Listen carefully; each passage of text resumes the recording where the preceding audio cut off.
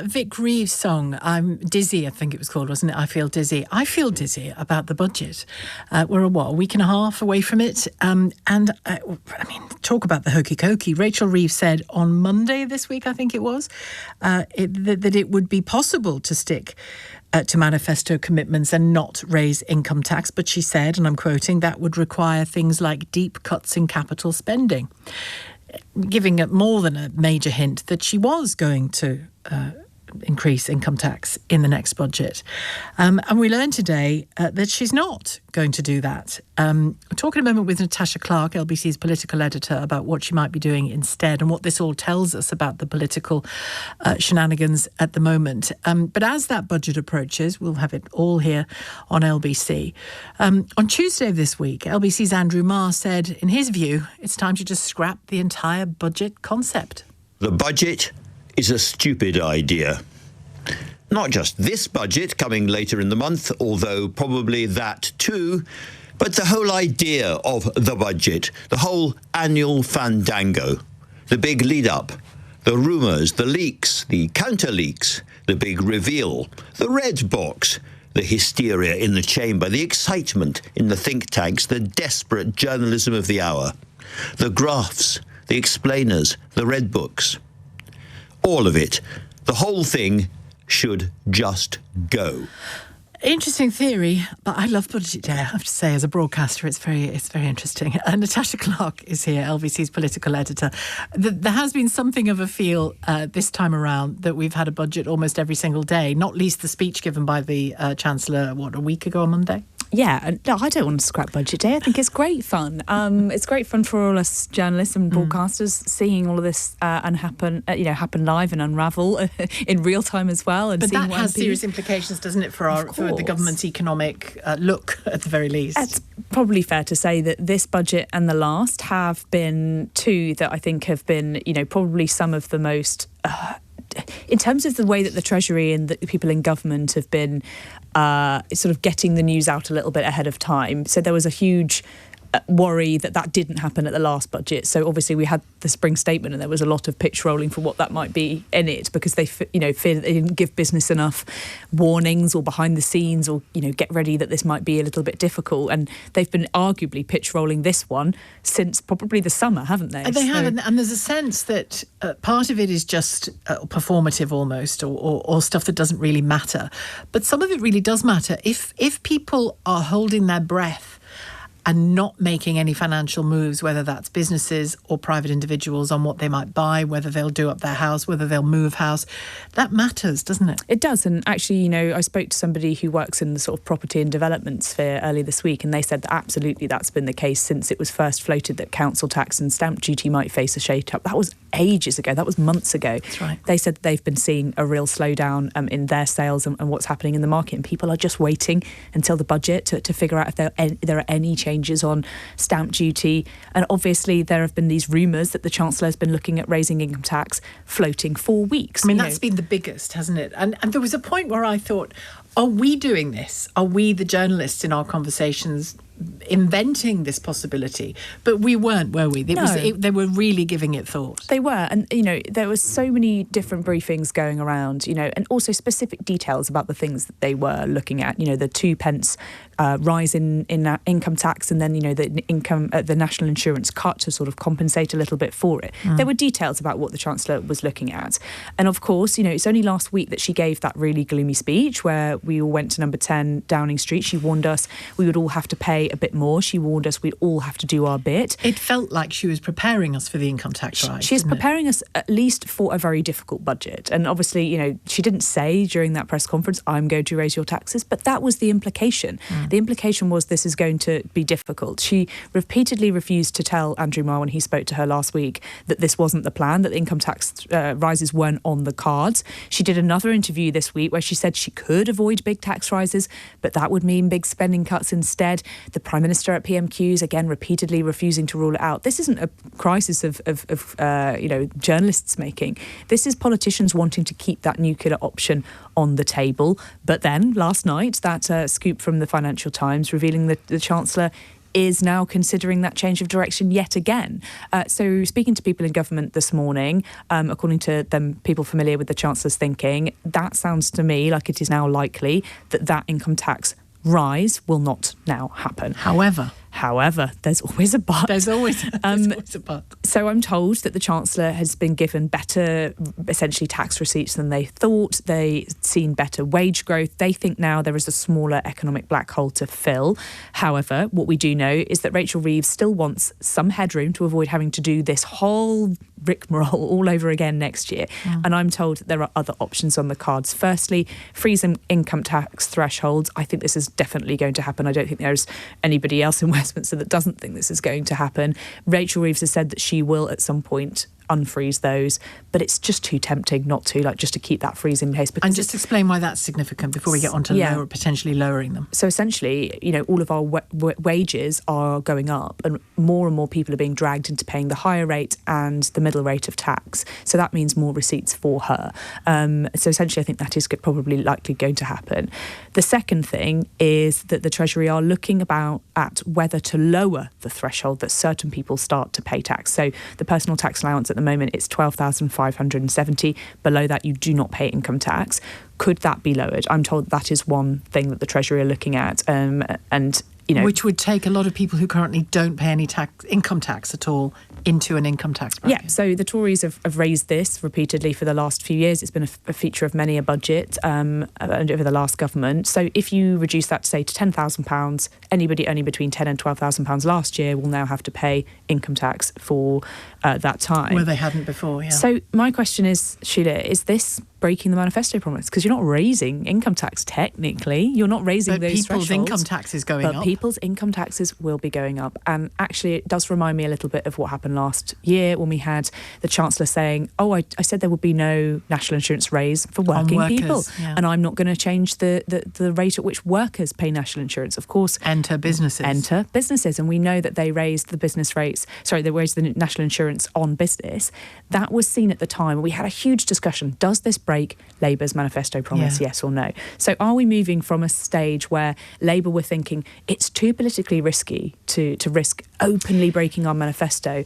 Are they now looking to break it by the back door? And I think there are some serious concerns amongst ministers this morning that I've been speaking to that say actually they are a little bit concerned that this could be basically breaking the manifesto by the back door, and whether the British public will still give them a huge backlash for doing so. And the kind of people we're talking about here, if they lower that threshold, are students and very young people who've just started work, parents who are working part-time, general part-time workers who have disabilities perhaps or mental health problems, and that's a big political issue at the moment and social issue at the moment, isn't For sure, and pensioners, I imagine, who are on smaller incomes, say you're part retired, you get part of your pension, that might be also the case.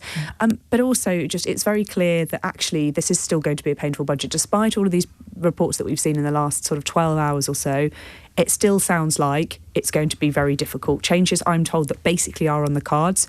Fuel duty, probably likely to go up. Electric car tax, pretty likely. Fuel duty's been frozen for a long time now, hasn't it? It has, and there was a 5p cut about 2 years ago. That was extended by Rachael Reeves last year. I'm told that's probably likely to go. An Uber tax, basically raising the VAT rate on private hire vehicles to match cabbies. Alcohol duties, changes to the salary sacrifice scheme to basically mean that you can't put as much into your pension without getting that capped. There's a lot that is going to happen here. So it is true that your taxes are going to go up. It may just not be income tax. That's what I'm thinking. And let's see whether people think that amounts to a manifesto break, as you say. Thanks very much, Natasha. Natasha Clark, LBC's political editor. Rachael Henry joins me now, head of Advocacy at the Institute for Public Policy Research. Good afternoon to you, Rachael. Hello, Sheila. Thanks very much for having me on. It's a pleasure.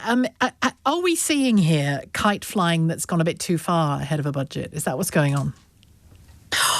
I think one of the biggest pieces of news this morning is actually, it's still not 100% certain, but is that the OBR productivity forecast downgrade may actually be lower than expected.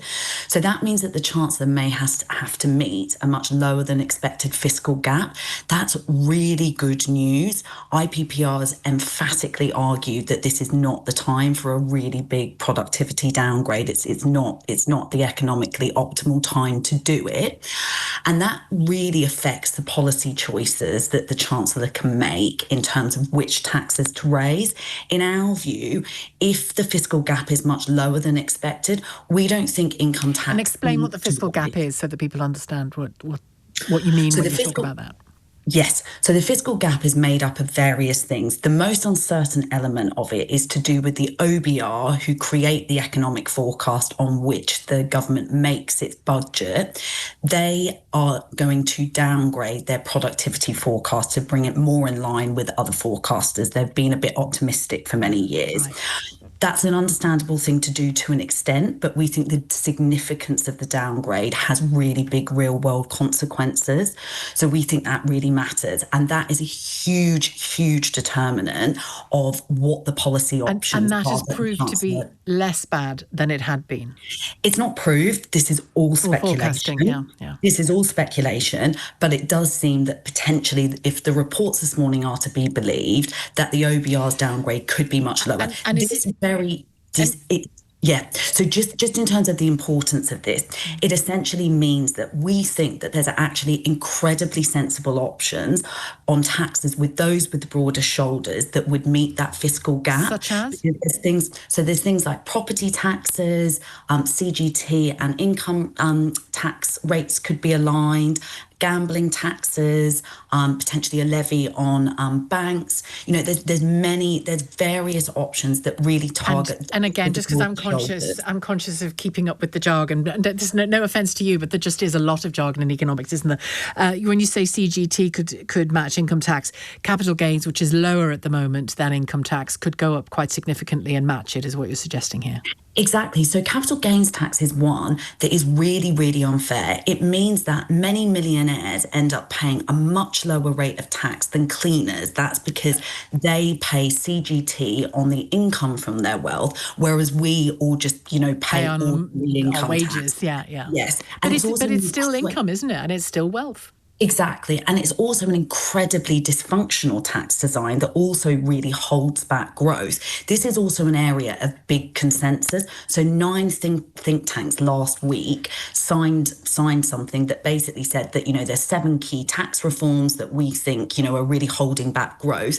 This CGT point, in terms of the reform of some of the elements of CGT, is something where there's really big consensus on this. And it's also a big revenue raiser. It could raise about in the region of 10 billion. So there's many, many things that the Chancellor could do without touching income tax on a lower downgrade. And politically, could the government then say, there you go, there's your wealth tax? So look, we think that there's things that you would do before that. That's not one of our recommendations. We think, CGT is one that you would do. We also yesterday put out recommendations around property tax. So council tax and property taxes in the UK is just one of the, long-standing, outstanding policy failures of successive governments. It means that, mansions in Kensington currently pay far lower rates of council tax than, terrace houses in Blackpool. We think that you could put up the top 3 bands of council tax, and that would actually provide an 80% cut in council tax for the rest of properties. So that's something that's, really fair, and it's also something that wouldn't hold back growth. And would genuinely help households, wouldn't it?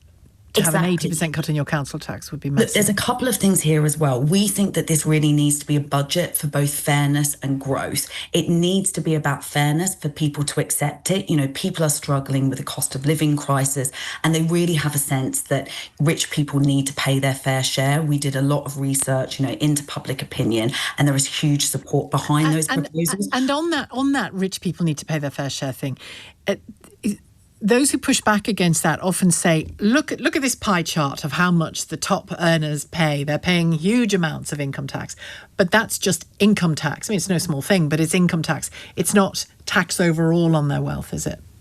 Exactly. So wealth is very undertaxed, across Western nations, and it's something that really, assets have boomed. So, things like things like capital gains tax, property tax, national insurance, they all provide really preferential rates of tax for people who are often incredibly wealthy. We also have many corporations in the UK that are making excess profits. So companies like gambling companies, they are hugely profitable and a very harmful industry. One thing I'd also just say, many of these taxes, they are sometimes criticised by the markets and businesses, things that, are not seen as, good for growth or kind of anti-business.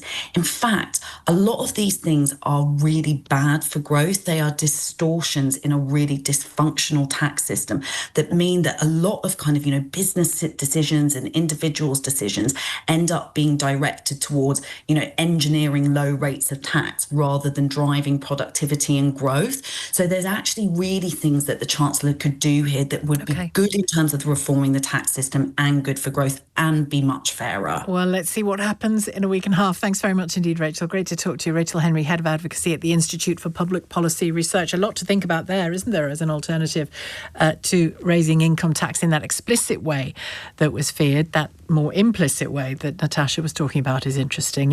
If your tax goes up because of thresholds, the threshold at which you start paying tax, would you regard that as a break in the manifesto promise? And as for the last few weeks, has the Chancellor just been gaslighting us?